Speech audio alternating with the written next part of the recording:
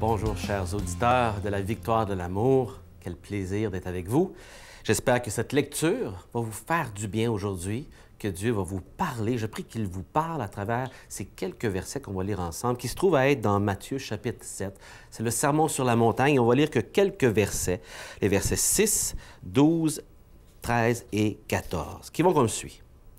Comme les disciples étaient rassemblés autour de Jésus sur la montagne, il leur disait, « Ce qui est sacré, ne le donnez pas aux chiens.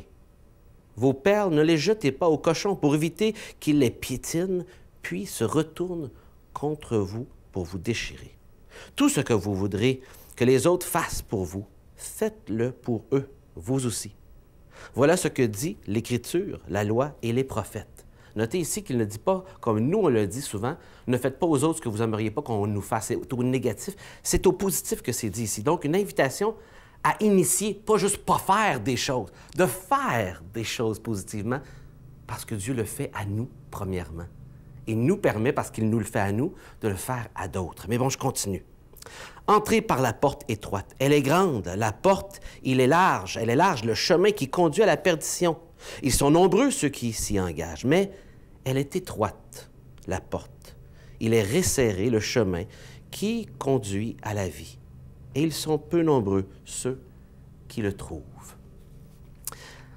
Aujourd'hui, je vais me concentrer sur les versets 6 et 12, puisqu'il y a environ un an, le 25 juin, je lisais ces mêmes versets. Je me suis concentré sur les versets 13 et 14, sur la porte étroite. Et vous pouvez y retourner pour méditer sur ces quelques versets. Je m'arrête sur le verset 6 et 12 en particulier pour parler de sagesse et du résumé de la loi.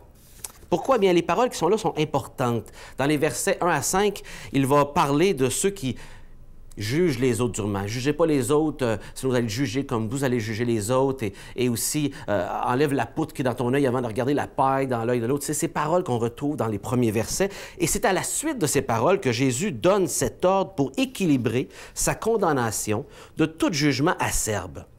Un discernement est quand même nécessaire dans le partage des choses qui sont précieuses et saintes de Dieu. Les chiens de Palestine n'étaient pas domestiqués, mais sauvages et parfois méchants.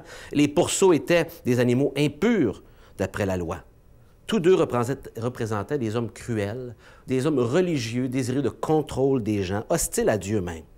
Si Dieu nous commande de prêcher l'Évangile à toute la création, la révélation de sa sagesse et sa grandeur est réservée à ceux qui le reçoivent, qui placent leur foi en lui.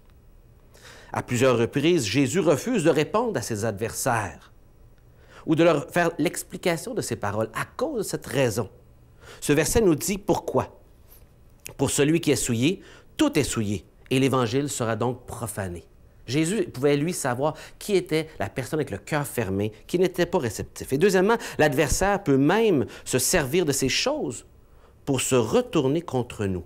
Et donc, ce principe explique souvent les silences de Jésus devant certains questionnements de gens qui n'avaient pas le cœur sincère à chercher. Et c'est vraiment important.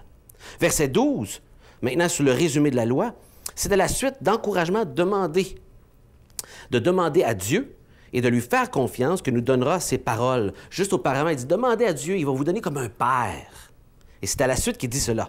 Si nous voulons que Dieu fasse de bonnes choses pour nous, nous devons être prêts également à faire aussi pour les autres ces mêmes choses qu'on voudrait.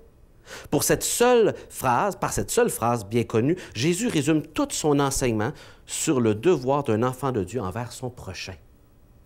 C'est l'équivalent de ce que nous lisons ailleurs, celui qui aime les autres accomplit la loi. Mettre en pratique ce principe, c'est aimer son prochain comme soi-même, nous dit Jésus. C'est la règle d'or, qui n'est pas le moyen de gagner l'approbation de Dieu, mais une révélation de sa volonté pour ceux qui ont déjà accepté le Christ. Cette règle de base de bienveillance et de bonté est à l'image de l'amour qu'il manifeste chaque jour envers nous.